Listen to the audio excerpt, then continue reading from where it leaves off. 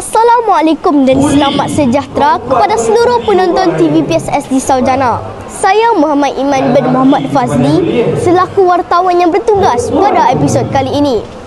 Pada hari ini bersamaan 17 Mac 2025 berlangsungnya majlis peluncuran Jerayawara Nilam. Nak tahu tentang video ini dengan lebih lanjut? Mari kita saksikan.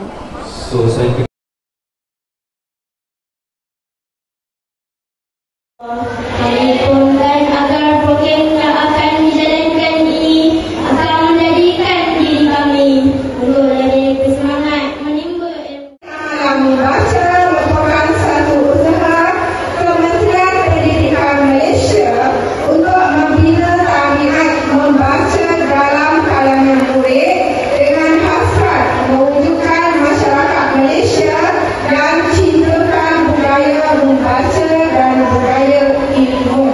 Pada tahun ini, Nilam dilaksanakan secara dalam talian atau dikenali sebagai Ain Nilam.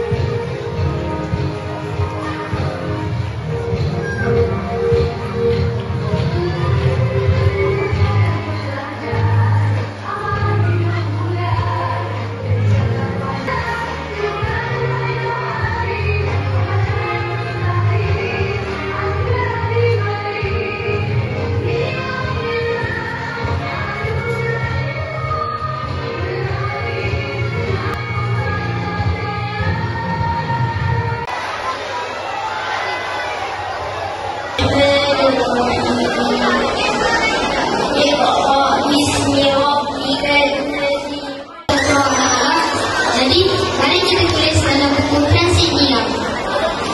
Bersama saya, Cikgu Huzaimah binti Husin selaku penyelaras program pada hari ini. Assalamualaikum Cikgu. Waalaikumsalam. Cikgu, apakah harapan program ini terhadap pelajar Sekolah Kebangsaan Saujana Utama? Okey, syukur Alhamdulillah pada tahun ini cikgu berharap semua murid tak kira dari sekolah PPKI tahun 1 hingga tahun 6 menyahut cabaran Ain Nilam dengan membaca dan merekod dalam sistem Ain Nilam. Sebelum itu, pada tahun ini kita memperkenalkan buku Transit Nilam agar memudahkan murid-murid untuk membuat bacaan Nilam di sekolah.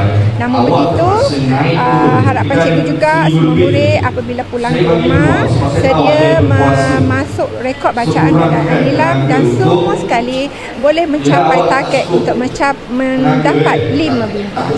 Iaitu 5 bintang lah untuk markah PSK. Alhamdulillah, berakhirnya juga program kita pada hari ini. Saya harap program peluncuran Jerayawara Nilam ini memberi manfaat besar kepada murid-murid SK Saujana Utama. Jangan lupa like, share dan subscribe kepada channel TV PSS di Saujana. Saya Muhammad Iman bin Muhammad Fazli selaku wartawan yang bertugas pada episod kali ini.